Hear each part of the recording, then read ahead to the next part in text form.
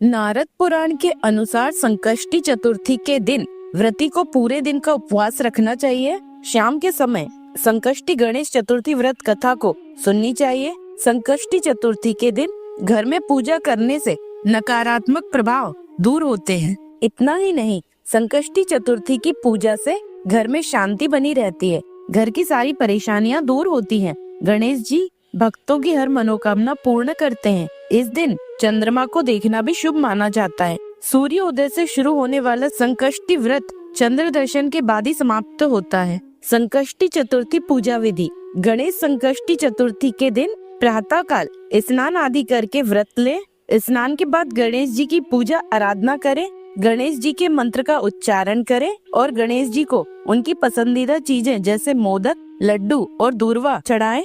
गणेश मंत्रों का जाप करें और श्री गणेश चालीसा का पाठ करें एवं आरती करें। शाम को चंद्रोदय के बाद पूजा की जाती है। अगर बादल के चलते चंद्रमा दिखाई ना दे तो पंचांग के हिसाब से चंद्रोदय के समय पूजा कर लेनी चाहिए।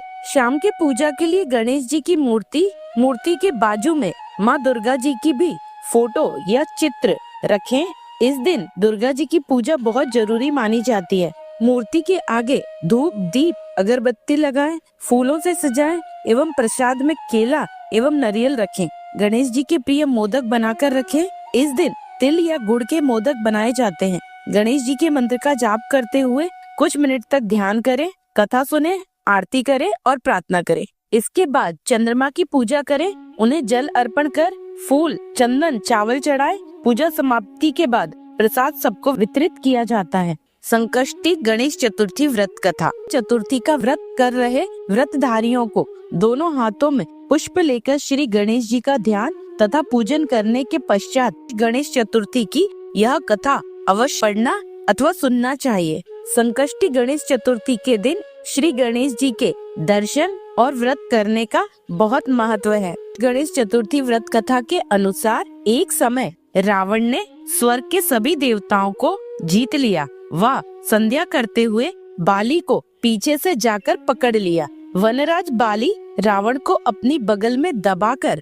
किष्किंधा नगरी ले आए और अपने पुत्र अंगद को खेलने के लिए खिलौना की तरह दे दिया। अंगद रावण को खिलौना समझकर रस्सी से बांधकर इधर उधर घुमाते रहते थे। इससे रावण को बहुत कष्ट और दुख होता था। एक दिन रावण ने दुखी मन से अपने पितामह पुलत्स्य जी को याद किया।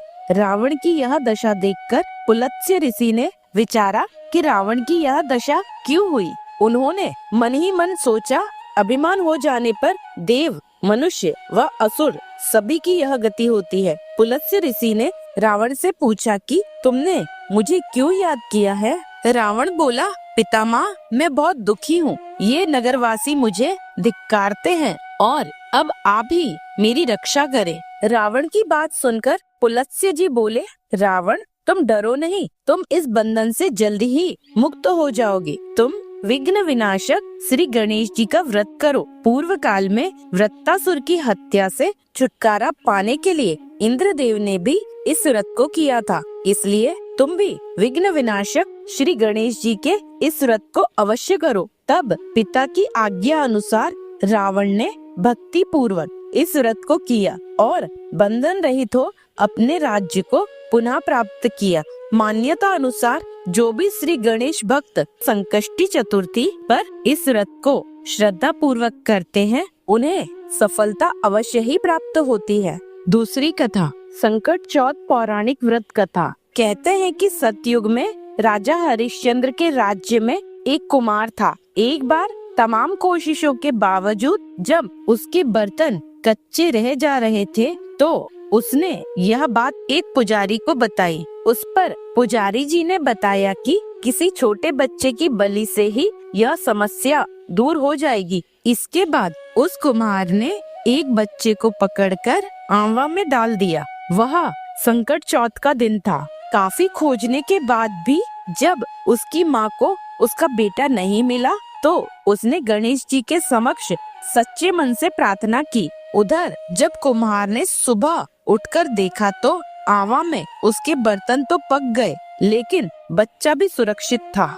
इस घटना के बाद कुम्हार डर गया और राजा के समक्ष पहुंच पूरी कहानी बताई। इसके पश्चात राजा ने बच्चे और उसकी माँ को बुलवाया तो माँ ने संकटों को दूर करने वाले संकट चौथ की महिमा का वर्णन किया। तभी से महिलाएं अपनी संतान और परिवार के सौभाग्य और लंबी आयु के लिए व्रत को करने लगी। तीसरी कथा। एक साहूकार और एक साहूकारनी थे। वह धर्म पुण्य को नहीं मानते थे। इसके कारण उनके कोई बच्चा नहीं था। एक दिन साहूकारनी पड़ोसी के घर गई। उस दिन संकट चौथ था। वहाँ पड़ोसन संकट चौथ की पूजा करके कहानी सुना रही थी। साहूकारनी ने पड़ोसन से पूछा, तुम क्या कर रही हो? तब पड़ोसिन बोली कि आज चौथ का व्रत है, इसलिए कहानी सुना रही हूँ। तब साहूकारनी बोली, चौथ के व्रत करने से क्या होता है? तब पड़ोसन बोली, इसे करने से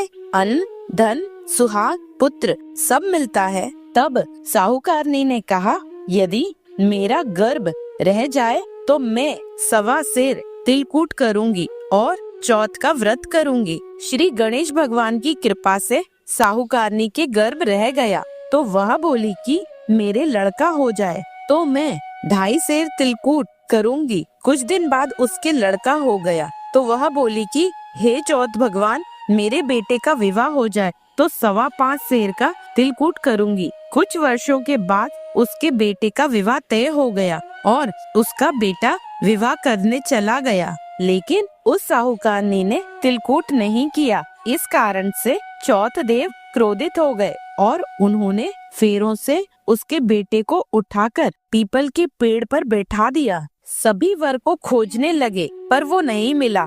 हताश होकर सारे लोग अपने अपने घर को लौट गए। इधर जिस लड़की से साहूकारनी के लड़के का विवाह होने वाला था, वह अपनी सहेलियों के साथ गणगौर पूजने के लिए जंगल में दूबा लेने गई। तभी रास्ते में पीपल के पेड़ से आवाज आई, ओ मेरी अर्धब्याही। यह बात सुनकर जब लड़की घर आई, उसके बाद वह धीरे धीरे सूखकर कांटा होने लगी। एक दिन लड़की की माँ ने कहा, मैं तुम्हें अच्छा खिलाती हूँ, अच्छा पहनाती हूँ, फिर भी तू सूखती जा रही है, ऐसा क्यों? तब लड़की अपनी माँ से बोली कि वह जब भी दूब लेने जंगल जाती है तो पीपल के पेड़ से एक आदमी बोलता है कि ओ मेरी अर्धब्याही। उसने मेहंदी लगा रखी है और सेहरा भी बांध रखा है। तब उसकी माँ ने पीपल के पेड़ के पास जाकर देखा, यह तो उसका जमाई ही है। तब उसकी माँ ने जमाई से कहा, यहाँ क्यों बैठे हैं? मेरी बेटी तो अर्धब्याही कर दी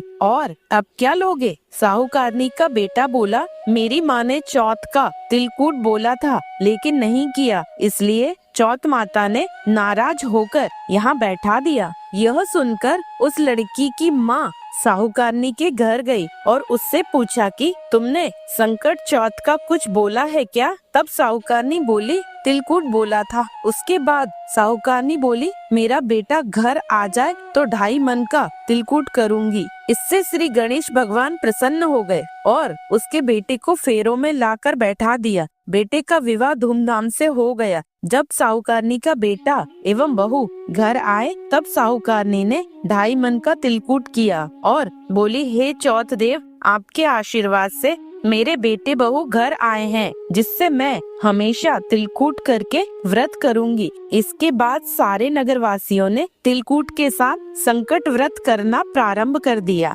हे संकट चौथ, जिस तरह साहूकारनी पर कृपा की वैसे ही हम सब पर करना। इस कथा को सुनने और कहने वालों का भला करना। बोलो संकट चौथ की जय। जय श्री गणेश।